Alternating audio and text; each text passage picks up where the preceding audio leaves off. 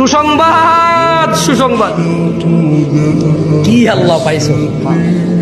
আমি মাঝে মধ্যে চিন্তা করি, আল্লাহ এত দয়ালু না হলে, আল্লাহ এত দয়ালু না হলে আমরা পৃথিবীতেই শেষ হয়ে যেতাম।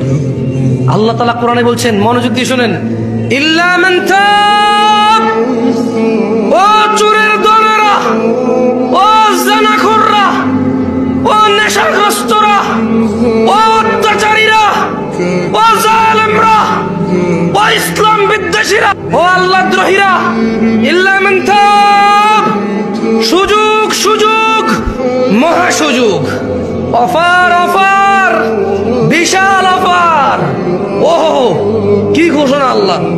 অতঃপর যেই ব্যক্তি অন্যায়, চুরি হোক, যা হোক, নেশা হোক, জানা হোক, যে কোনো অন্যায় হোক, ইল্লা মান তাব, অন্যায় যত হোক, যে ব্যক্তি অন্যায় থেকে তওবা করলো, ফিরে আসলো, ওয়া আমানা, আল্লাহর প্রতি ঈমান আনলো, ওয়া আমিলা আমালান সালিহা, অপরাধ জমিন থেকে আসমানের মেঘমালা, অপরাধ জমিন পরিপূর্ণ হয়ে আছে, অপরাধ সাগরের অতুলনীয় জায়গায় পৌঁছে গেছে।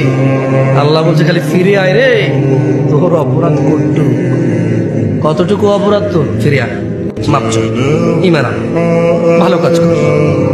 বয়স তো 70 হয়ে গেছে, 35 হয়ে গেছে, 40 হয়ে গেছে, ডেলি একটা মেয়ের সাথে শুয়েছি, ডেলি 2 লিটার মদ খাইছি, আল্লাহ ফিরে আসলে হবে?